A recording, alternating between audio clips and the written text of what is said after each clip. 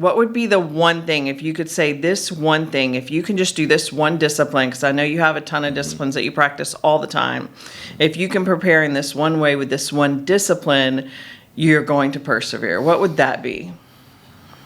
The one discipline I would say would have to be repetition. You know, things require you paying attention to them and looking at it and refining it over and over and over again. And I feel like the only way you can fine tune certain things is if you do it over and over. In sport of track and field, we have muscle memory. I mean, muscle memory and everything. But in that sport, we run and we do drills and we do things over and over, never sloppy. When I see kids do things sloppy, I mean, you're practicing how you're going to perform. So don't practice sloppy, you know, and it's the repetition and the muscle memory. But after the sport, I learned that the repetition here, you know, you go through these things over and over and you learn through the repetition. And there's a lot that come out of it. You have the discipline that you have, the accountability that you actually see by seeing things. So I would say the repetition, but also watching yourself. And that requires knowing what you need to do. You go out there and you run or whatever you do in life, you have to know if it's wrong or right. You know, so the reps get you ready to execute. It gets you ready to execute, and things become muscle memory and become second nature. Yeah, so I think that's a great one. You know, and it counts for everything, not just sports, right? So when we're practicing speaking engagements, you and I both do keynote speaking. So I need to practice that word there. Nobody's perfect. We're all still learning. But, you know, in life as a whole, I think that's great advice, not only for athletics, but, you know, just as a whole in business, doing any sort of presentation, I always have to practice it several times. So I think that's great. Sometimes it only takes somebody telling somebody they're capable of doing something. You know, giving somebody a little piece of hope, or inspiring somebody, or being there when they need you. And for me, where I'm from, not only where I'm from, I notice just in the world today, there's a lot of inner city kids that lack resources, lack hope, lack father figures, lack focus. You know, they don't understand delayed gratification these days. And in my sport, I live it. You know, I would have to start training in November and I wouldn't compete until May. So all that time just training, nobody seeing it. I have to do the same thing over and over, and I didn't mind. That's how I knew I was meant for that sport. And we just want to empower kids. Scholarships, resources. The biggest thing is hope. You know, you give somebody a little piece of hope, it can go a long way. It's huge. It's huge. It really is. Yeah, and I've learned the more I give, the more the universe will protect me and give back to me. So right now it's all about giving. I've been retired for 2 years. I had a time where I dealt with a sort of identity crisis. You know, the sport, I saw it as a job. I took it as like a job. I never dreamed about being an Olympic champion or best in the world. That stuff never fulfilled me. You know, I didn't think about Olympics until I was training for it. I didn't think about world record until I was right there. I never thought too far ahead. I never let myself get too high or low when I won or when I was injured. I kind of stayed and said, you know what? This is life. There's ups and downs. I just have to stay positive, keep the faith, and keep doing the work. So I push a lot of that to the kids, the character. Yeah. Like the character has put me in rooms I couldn't imagine. Yeah. And you just have to continue to do the work. You can have all the faith you want, but without the work, right. Yeah, I don't know how far you're going to get. I think that's a great message. And a lot of times, especially with youth, we think whatever's happening or whatever emotion we have at that point in time, that it's going to last forever. Right. So I love that you said that you really, you knew who you were and you stayed at your center, and highs and lows came, but it never took you from center. And gosh, to master that is like, that's life. That's true peace. So I hope I will be doing anything I can to help you spread that message, because gosh, that is so great to teach youngsters. And I think just continuing to be happy through whatever process you do. And I was able to not be so stressed because I didn't get it from my parents. My parents weren't athletes. So they weren't like, oh, you need to be doing this. Or they didn't know times. They didn't know what I was doing. As long as I was having fun, they were satisfied. And I found fun through enjoying the process. I'm a process guy. Through the process, I had these Olympic goals, world championship. It happens, people see it, but I was ready to get back into the process. And in that process, you never know what's going to happen. You never know what's going to happen in competition either. But if you prepare well in the process, it makes you more comfortable when it's time to line up. And I look like track and field. There's no helmet. You can't hide. You're going to be exposed. You strip down and you run around, right? And it takes a lot. It takes a lot to be out there, be exposed in front of all those people, and you don't know the outcome. But the only thing you can do is trust the preparation. And if you fall in love with the preparation, when it's time to execute, you just have to go out and know you prepared. And you have these butterflies. Over the years, I've learned that even the best in the world get butterflies. But I learned how to channel those butterflies. They're flying all around, and I could close my eyes and think about my preparation. And I'll actually start to line those butterflies up. Like, this is preparation. This workout here, I did go every day. I ate this, I did that. And those butterflies start to line up in my stomach. And that fear or that anxiety kind of goes away, because, and I'm the top butterfly. I'm in the front. So everything's preparation and lines up. I love it. And I feel good after that. Yeah. Now I'm ready to execute. I love that. Yeah.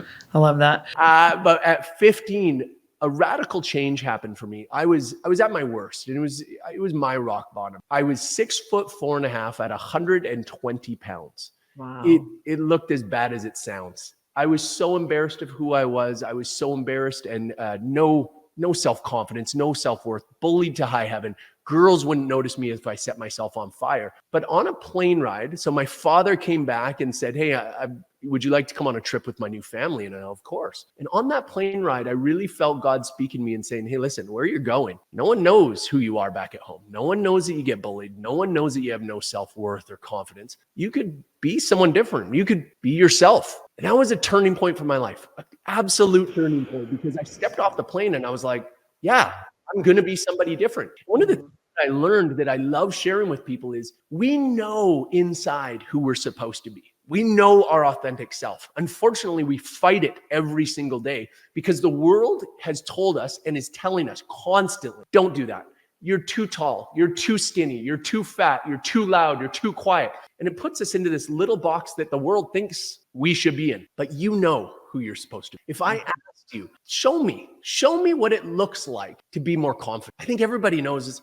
Oh, my shoulders would be a little bit further back. My chest would be up. Yeah, I'll make a little bit better eye contact. And that's how I walked off the plane when I was 15 years old. And shocker, the whole world accepted me for this new me. And I hung out with the coolest kids. I went on dates. This was shocking to me. But all it was a change up here. And so since I was 15 years old, I've been on this beautiful 30-year journey of discovering all the ways that we haven't been using this. And every single day, I'm just a little bit better than I was yesterday. And shocker, every single day, I'm a little bit more successful than I was yesterday. That's an amazing story. I can't imagine having that much of a breakthrough at 15 years old.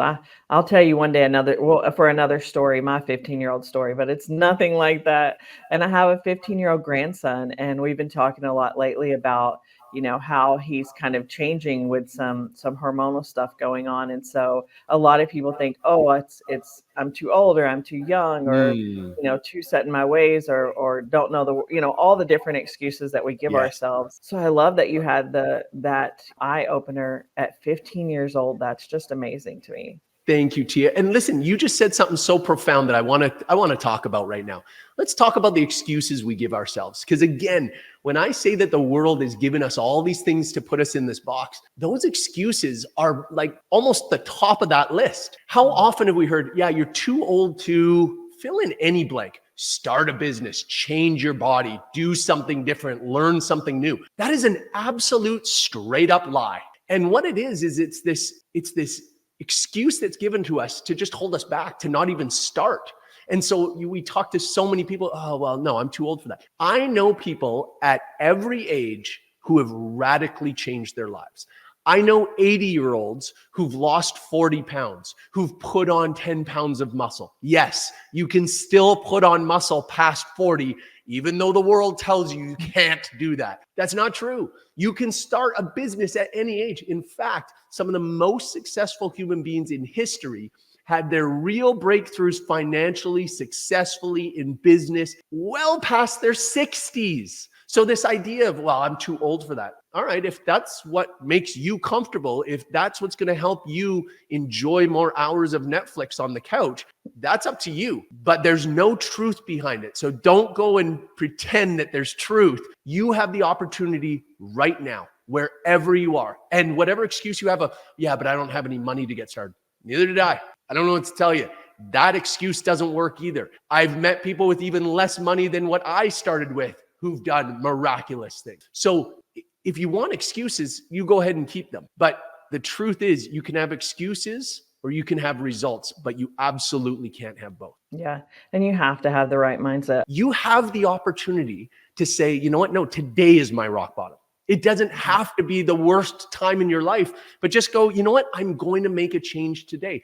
And it's not as hard as you think. All you have to do is make a commitment that today you're going to do something different to improve your life. Today, you're going to put in a new habit that you are going to stick with. And then you're going to back it by your integrity to say, I am a man of integrity. I'm going to do this. And once I'm done it, I'm going to celebrate it because I'm going to release the hormones. I'm going to release the endorphins. I'm going to get that shot of dopamine that makes me work harder for tomorrow. And then tomorrow I'm going to do it again. And the day after I'm going to do it again. And I'm going to celebrate it again and again. And all of a sudden after a week, I'm going to go, oh my goodness, I'm actually already in a better place. And after a month, where are you going to be? What about a year? What about 5 years? Where will you be if you started today and you did these things every single day? Let me tell you, your life will be radically different. It will be so much more amazing. Success, you are going to have to beat off with a stick. And that's the kind of life I want to be living. Absolutely. If you get a cup of coffee at the office and you complain about work, likely someone's going to complain with you. And, if you talk to someone else, your neighbor, and you're complaining about the weather, or you're talking about what's holding you back, they're not going to say, hey, man, let's talk about, what can move forward, how we can get past that. Everybody kind of just does the natural thing. And it's like, oh, yeah, okay, So I don't think everybody's getting that in their daily life. I think there's a big need for that. I just, what a community to have access to. You know what? You're so right, because the world has said this is the new norm. No. Let's just complain about the boss, complain about our jobs, complain about our wives, complain about our kids, complain about our dogs. What about enjoying those things? Wouldn't it be nice to just spend time with people who are like, no. I want to celebrate all those things. And the more time you spend with people like that, like, don't forget, we are the average of the 5 people we spend the most time with. So if your 5 are complainers, guess what? You're getting dirty with those complainers. But if your 5 are people who are constantly looking forward, looking up, looking for growth, looking to lift each other up, looking to celebrate, guess what? You're going to find a lot of light around you. You're going to find that you celebrate more, that you're smiling more, that you're happier more, that you sleep better at night, that you have more energy during the day. I don't see what the downside is in all that, but I know it's really hard for people. Well, where do I even start? Where would I find such a 5? Yeah. Come join my 5. Yeah, for sure. And I want to feed off that, because sometimes I've heard people say, well, the 5 people in my life are my husband and my mother and my sister and my mother-in-law, and they all are negative or complain, and I can't just cut them out of my life, which, we won't go into that. Yeah. But add 5 more, add 10 more. Have a Yes. law of averages there. If you're around people that you can't or see yourself getting away from and they're negative, you be the light, right? So the Yes. law of average, if those are your 5 people, bring in 10 more, like in your Oh, community. And that way it lifts, your frequency up. And now you get to be the light that lifts up the people around you that you don't want to leave or can't leave. yes. Wow. Tia, I love that so much, because if you really do love your 5 and you're like, yeah, but I don't want to leave them. I'm not telling you to leave them. I'm telling you, come get some light in your life so that you can bring it back to them and radically change their lives too. If you're listening to this and you're like, I wish I had that around me, don't you think they want that too? Most people in the dark have just forgotten what it's like to be in the light. A lot of people who have accomplished some things in their lives eventually reach this stage where it's like, success to me is not what else can I do? What else can I accomplish? How much more money can I put in my bank? I mean, that stuff, that's not success to me anymore. Success to me is having somebody beside me who has big goals and I help them achieve those goals, and not just financial goals. I'm talking about, you know what? I wish I was a better husband. Amazing. Let's help with that. How can I help with that? And when I help with that and I see them having a better relationship with their wife and their children, and they come to me and they're like, my life is so much better now that I have this relationship with my wife. That is success to me. So I love pouring back, and I'm going to be the busiest one in this community, showing up on these calls, jumping in on the different coaching calls, the mentoring calls, because I love pouring back into people. And if you are liking what you're tasting here, come get a full meal from me. Yes. You mentioned, like, how can I help you? You want to be a better husband, a better father. How can I help? I think that this is a community. There's lots of one-on-one coaching. I'm sure you offer it as well. But having this community, a lot of times people don't know how to ask for help or what to even ask for. Like, how can I help? I don't know. If I knew, I would be doing it, right? And so having a community of people who have done it, who have succeeded at different things, there's just so much value in that. Oh, that's so good. You know, one of my favorite analogies is just talking about the gym, because I love fitness. You know, if you're not, I don't even know where to start and would I be held? What if your 5 best friends loved to go to the gym every day and you tagged along with them every day? How many days do you think it is before you're like, I kind of want to pick up some of these weights? I mean, all my best friends are already doing it and I'm already here at the gym. I kind of feel like lifting, and look at how much they're smiling and their energy, and they're talking about it. And I'm starting to talk about it too. I'm starting to understand the lingo. It rubs off on you. So you don't have to worry about, like, I don't know how much I'll be able to contribute. I don't know if I'm going to be good at this. Nobody's good at it in the beginning. So all you have to do is just show up. You're showing up to the gym, and then all of a sudden now you're starting to lift a little bit of weights. Oh, wow, that's feeling good. Oh, now I'm high-fiving. Oh, I love high fives. All of a sudden you start becoming this healthier version of yourself, and you start to enjoy it more. And then you start to belong. And then one day somebody's going to come in and you're going to recognize, you're like, oh, that guy's new. I can tell. I was just like that. And then you're going to go over there and go, hey, I know you're new. I know this might be scary. I just want you to know, if you have any questions, I'm right here for you. And that's such a beautiful thing. And not enough people spend enough time in those situations. Just put yourself in the water. When you get into the pool, guess what? You're going to get wet, and it's going to be amazing. And I would love to have that swim with you. I plan my day in 30-minute increments. So while I'm doing my hair and makeup, I listen to someone else on YouTube. And I started doing that because I heard someone say, you're the average of the 5 people around you. And I looked around me and thought, I don't want this to be my average.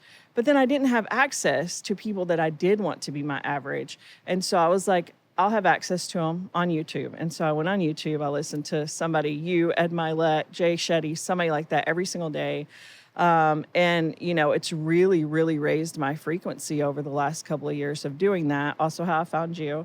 How do you feel about that? How do you feel about not only network currency, which I know is important to you, but really making sure that your average around you has the right energy and the right frequency? And those are 2 different things. So let's start with number 1, the 5 most important or relative people.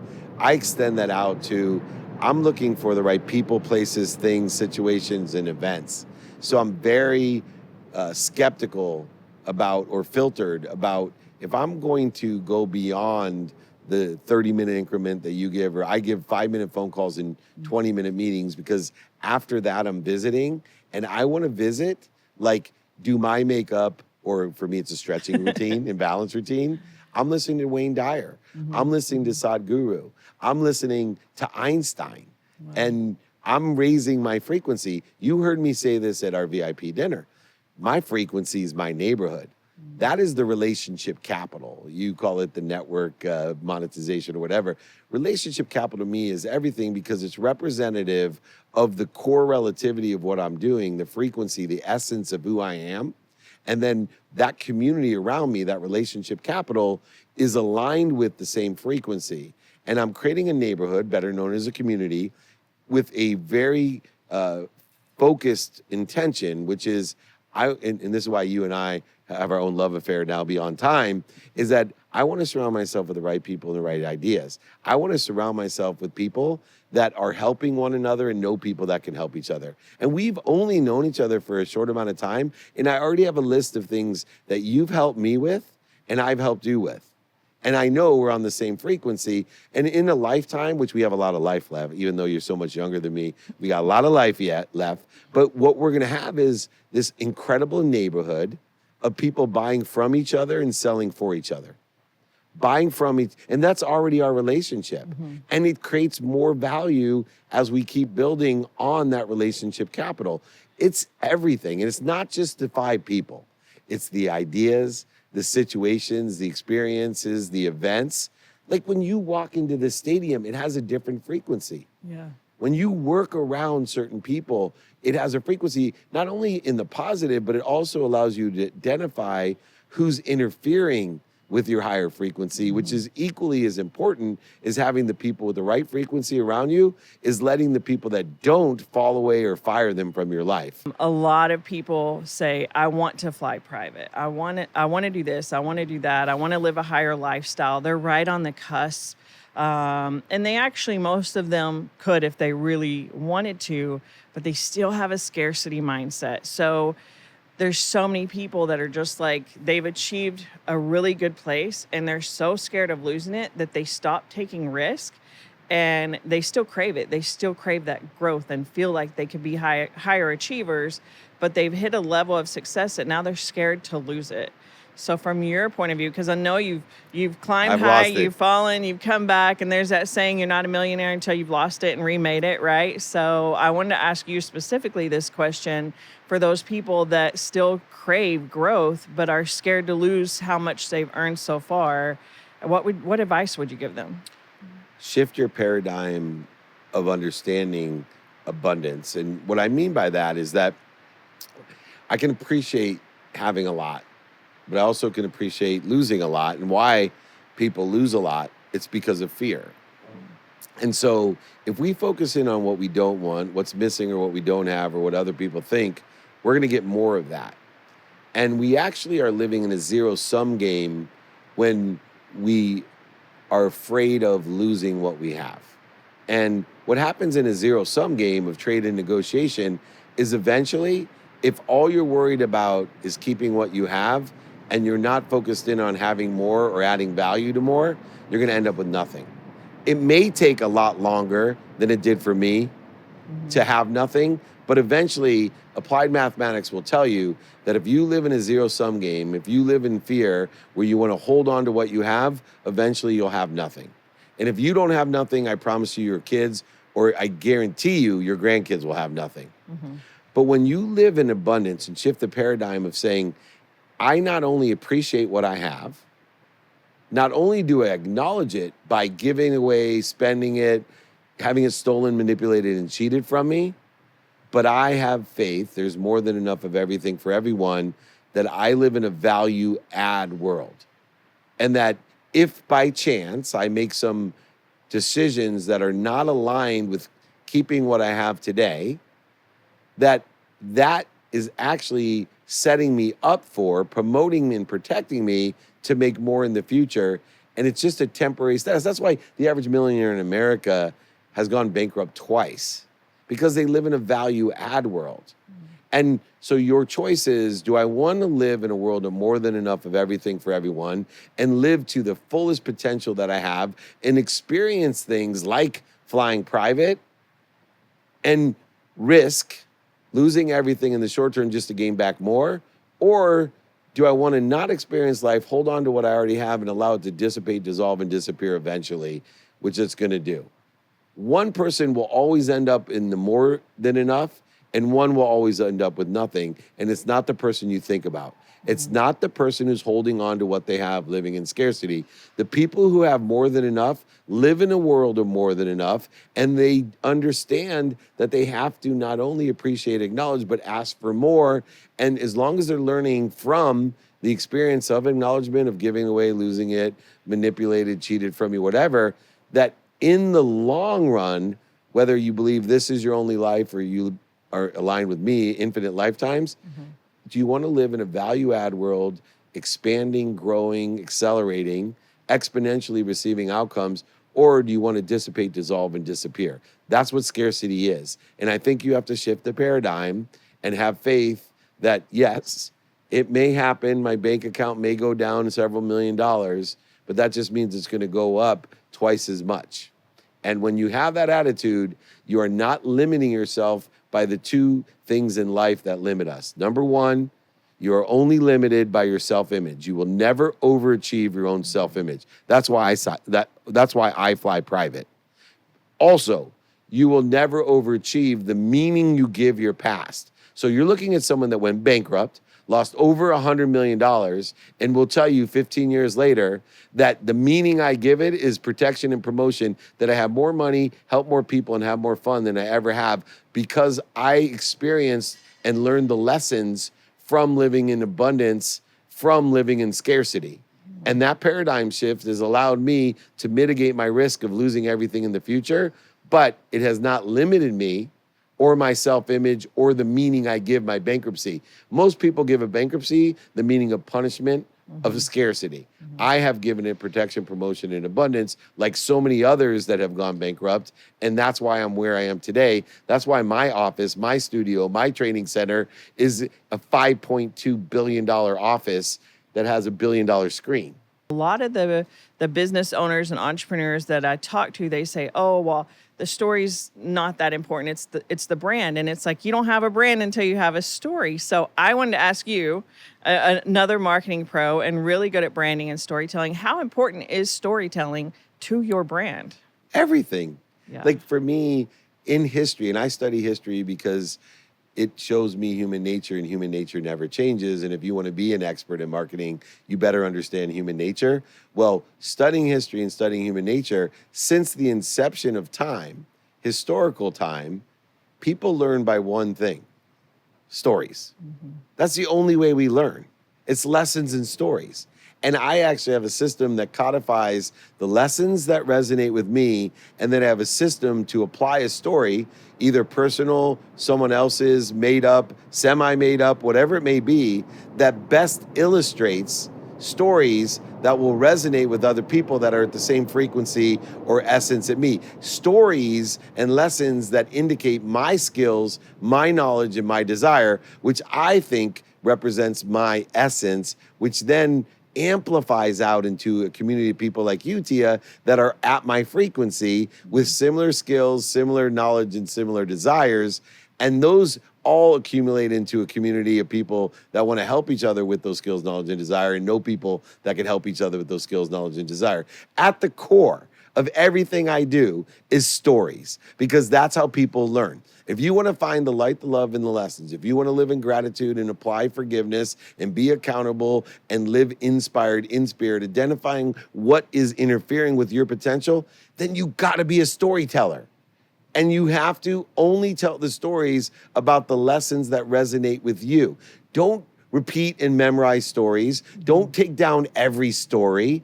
Don't take down none of the stories. But when a lesson resonates with you, then apply a story to it so you can amplify it and grow your community, your network, your relationship capital, your frequency and neighborhood bigger and better with the three characteristics of growth, which is accumulation or aggregation, acceleration, and exponential outcomes. Can you think of 3 better attributes that you would want in your life than everything attracting what you like, exponentially growing and accelerating and happening faster? Not a chance. I was given a life sentence to live life from a wheelchair.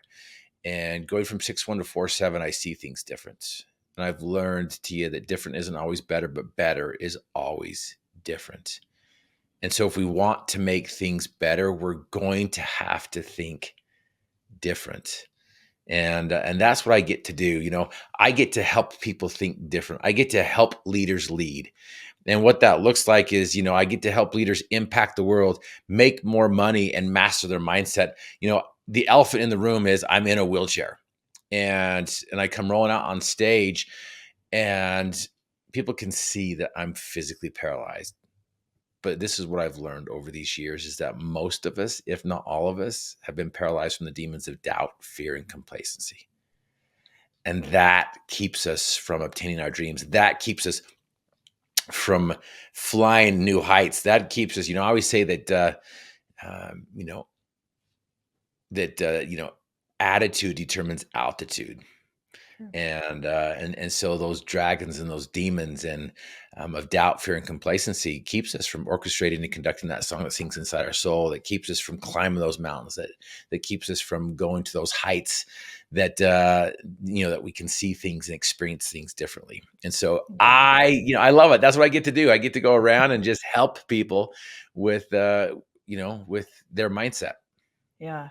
Well, I love your story, and I want to talk about how you got here. I know in your book, I'm Possible, you talk about getting out of the sauna of self-pity. And you and I both know that, we can be our biggest roadblock. And so I'd love to hear more about how you got out of the sauna of self-pity and what led you to this journey of wanting to help others. Oh, absolutely. Great question. In fact, what's interesting is, I call it entering or exiting the sauna of self-pity because my whole identity was wrapped up in my physicality, was wrapped up in how fast I could run, how high I could jump, how quick I could run my routes, and I can catch that football, because as a little kid, that's what I dreamt of doing and being was to play on the big stage. And I grew up in northern Utah, and I wanted to go play at BYU, which was south of us, which is ironic because they breed them to hate them up north. But that's what I wanted to do. I was a receiver. They were a passing school, and I wanted to go play for them. And so my whole life was, up until that point, was chasing down that dream. And I got to taste the sweetness of success and played 2 downs. I got to experience what it would be like to be on that field, not just to be on the team and not just to be in the stadium and on the sideline, but to actually be on the field and play this game that I just desperately loved. And so when I was lying on my back next to this unpainted barn, I had just fallen 40 feet. And I'm like, okay, now what? My whole identity had fallen with me. And so, I've learned over these years that when we experience major setbacks and difficult challenges, that is the most difficult time period in our lives. There's some people who break a leg and they're out for 6 weeks. But that moment is so difficult for them because it completely changes their world. And if somebody, loses their job or they come into this financial crisis or whatever it might be, we're all going to experience these difficult challenges and major setbacks in our lives. And so the problem isn't the problem, Tia. That's what I've learned. The problem isn't the problem. And the way I figured that out was I had to exit that sauna of self-pity because I entered that sauna because my whole identity was wrapped up in my physicality and that was taken away from me. And I just went into a tailspin. I went into the tailspin. I didn't know what to do. I didn't know how to live life. I didn't know how to move forward. And so I entered that sauna of self-pity and I thought that the problem was the problem. How do you decide what to focus on? Obviously in that moment, it was pretty clear, but as you've gotten into doing all these amazing things, the Olympics and, not just that, but writing books and speaking and helping so many others, how do you decide what you're going to focus on next, and what your goals are when you get to a level where you're at? That's a great question. That is a great question because I always say that. Now, how many of you guys know what to do, but you're not doing what you know? That's And me there's in that. working out. That's you working out. You're like, I Yeah. know I need to work out, but why don't I work out? Right. Uh, Absolutely. And again, I believe there are 3 Ds that are the foundation of every challenge and every setback, right? And these 3 Ds sit on a footing that is, I call it the P squared mindset. It is the possibility principle. It is what allows us to really fuel us forward and just to take off and to launch.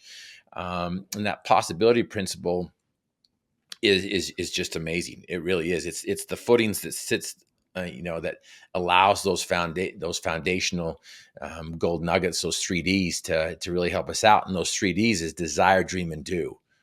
And so what's interesting here, again, the possibility principle is, okay, I have the ability. I know I have the ability. I know I can. And that's the biggest constraint that I get to go around and deal with is most organizations, most leaders, most people, they struggle with this belief that they can change, that they can double their income, that they can double their revenue, that they can triple or quadruple or even 10 times their sales or whatever it is that they want. But your question is, well, how do we know what we want? How do we know what to focus on? And the first thing is okay. Well, most of us aren't going to really focus on what we want until we really believe that we can do it, that we really have the That's right. ability. And so every minute we doubt it's possible, we give up 60 seconds in finding the solution. And so again, it's going back to, okay, am I going to focus on the problem and the challenge, or am I going to focus on the solution? Do I really believe that I can do this? Because this word I can't, as you mentioned, this word I can't is poisonous, it's limiting, it's debilitating, and it cripples us. And as soon as we tell ourselves that we can't come up with a solution, that we can't do this, we can't do that, our mind immediately accepts that and shuts down all the solutions that would be available to us. And so first of all, that we got to understand what the footing is. And the footing is the possibility principle. It's the P squared mindset. It's that mindset that allows us to take our dreams and match it up with our desires. Because how many times have you had conflicting desires? Failure is part of success. It's not the opposite of success, but we've taught ourselves, we taught our kids, and we've been educated that failure is the opposite of success. And so if I fail, then I'm not successful. So I'm going to tiptoe through life. I'm going to kind of like, Mhm.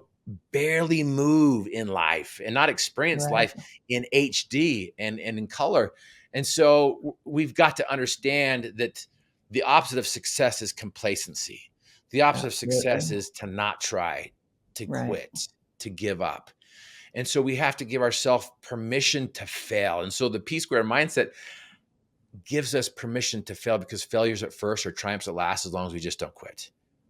Absolutely. And so success, to me, success is a 3-part series, and that is one, it's an acronym called KFC. One time I was like, getting this ready one day, and my daughter came into my office and she's like, "Dad, why do you have KFC on your desk?" I'm like looking around looking for chicken, that finger licking good chicken.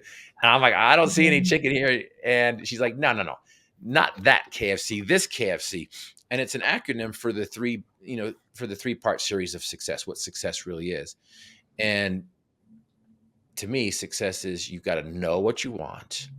You've got to finish what you start, and you've got to celebrate the process. And so Mhm. going back to your question, T, is what should we put our focus into? And that's the first step to success, is to know what we want. Most of us don't know what we want, but the majority of us know what we don't want. For And so sure. going back to what you said, where our focus goes is what grows. I like to say where our focus goes, our energy flows. Mhm. And so if we continue to focus on what we don't want, we're going to continue to get it.